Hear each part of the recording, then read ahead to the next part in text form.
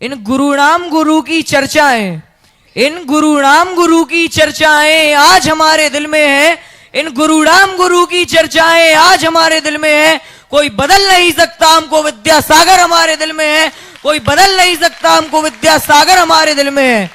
कि कुंडलपुर के बड़े बाबा कि कुंडलपुर के बड़े बाबा के छोटे बाबा कहलाए, और ऐसे संत हैं दिए जगत को, और ऐसे संत हैं दिए जगत को, जगत पूज्य है कहलाए, जगत पूज्य है कहलाए।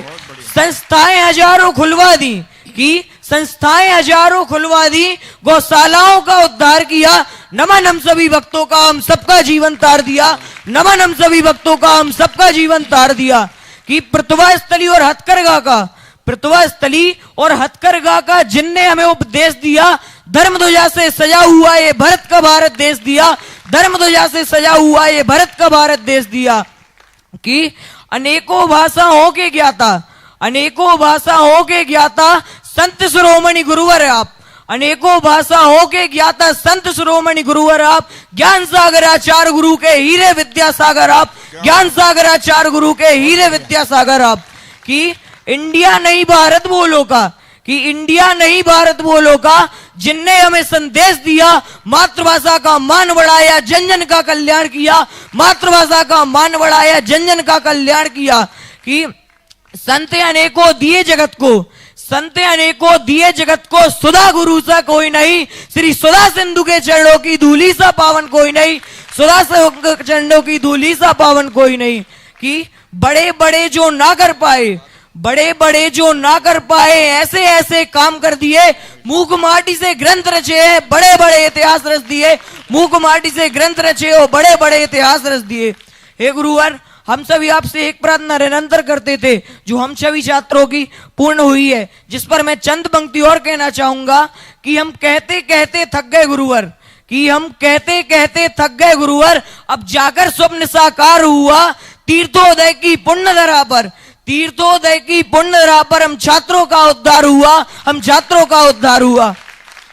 हे गुरुवर, अंतिम में मेरी एक छोटी सी जिज्ञासा यह है कि आचार्य विद्यासागर जी महाराज के उपकार संपूर्ण मानव समाज के हित में थे, और उनके द्वारा किए गए 30 क्षेत्रों का विकास, हथकरघा, प्रतिभा स्थली, गौशाला, इंडिया नहीं भारत बोलो का नारा और मातृभाषा का प्रचार प्रसार इत्यादि कार्य उल्लेखनीय है।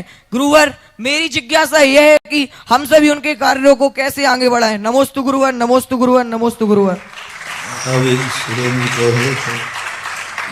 क्योंकि इन्होंने वही देखा है, ऐसे विद्यालयों से, ऐसे टोपी वालों से ही बड़े बड़े विद्वान निकले हैं जिन्होंने नाम दिया।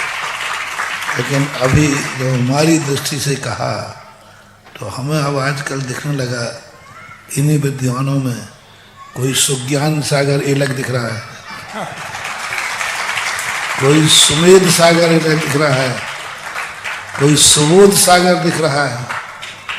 और अब तो शिविर में तो एक शायद जितने अलग बैठे, शायद ही कोई एक आध हो तो हो, बाकी सब शिवरार्थी रहे।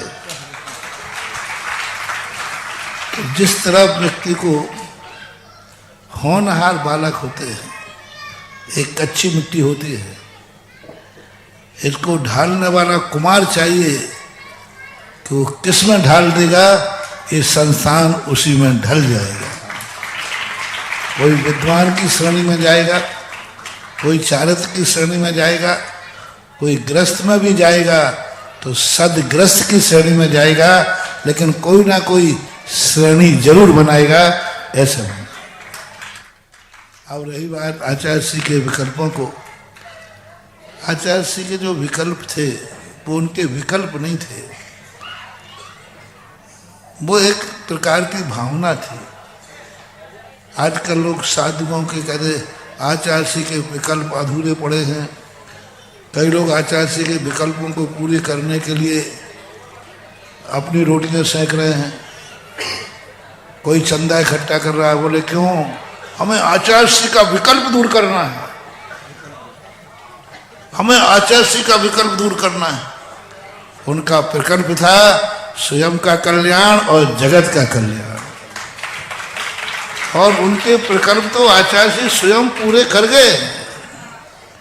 उनका कोई भी प्रकल्प अधूरा नहीं है, और जो अधूरे दिख रहे हैं वे भी पूरे होंगे, इतने अच्छे होंगे, ठाठ से और बाट से होंगे।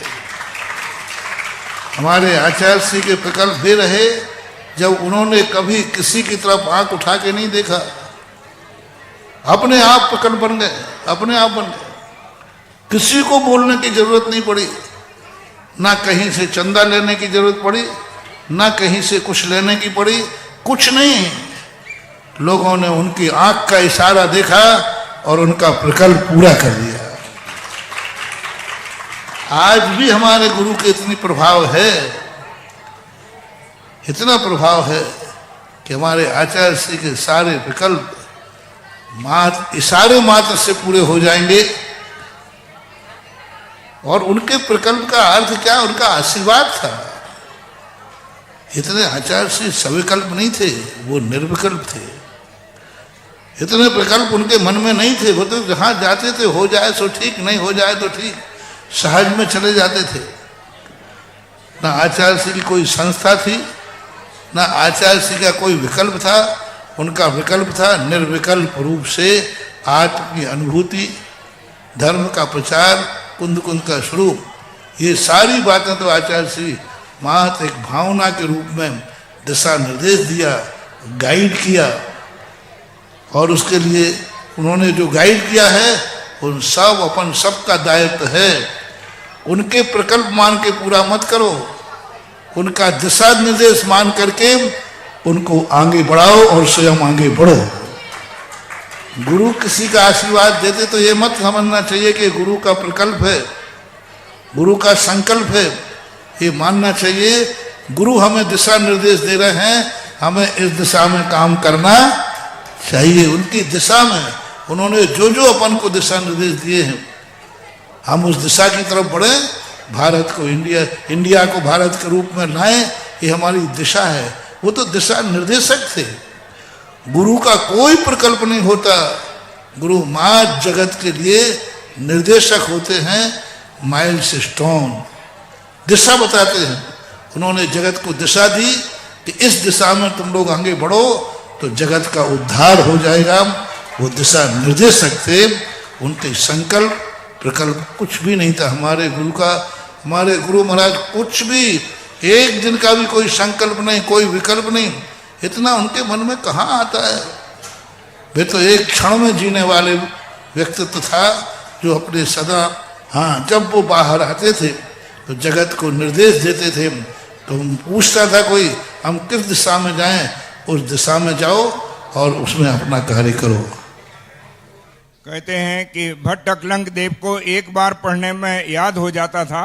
इस विद्यार्थी के द्वारा कंठस्थ जो कविता यहाँ पर सुनाई गई, उसे देख कर के लगता है कि यह निश्चित रूप से भविष्य के भट्ट अकलंक देव हैं। एक बार जोरदार कलतल ध्वनि से अभिनंदन कीजिए खनिया धाना छात्रावास के इन सभी विद्यार्थियों का। और आज ये दिगंबर जैन समाज तालबेहट अपनी जिज्ञासा रखे, इसके पूर्व मैं कुछ घोषणाएं करना चाहता हूँ। यहाँ तीर्थोदय तीर्थ क्षेत्र पर असीम कालीन भक्तामर के लिए श्री विमलेश जैन, श्रीमती किरण जैन, अनमोल जैन, श्रीमती सान्या जैन खनिया धाना वालों ने 1,11,000 रुपये की नगद राशि जमा करके और अपना नाम लिखवाया। उनके लिए बहुत बहुत साधु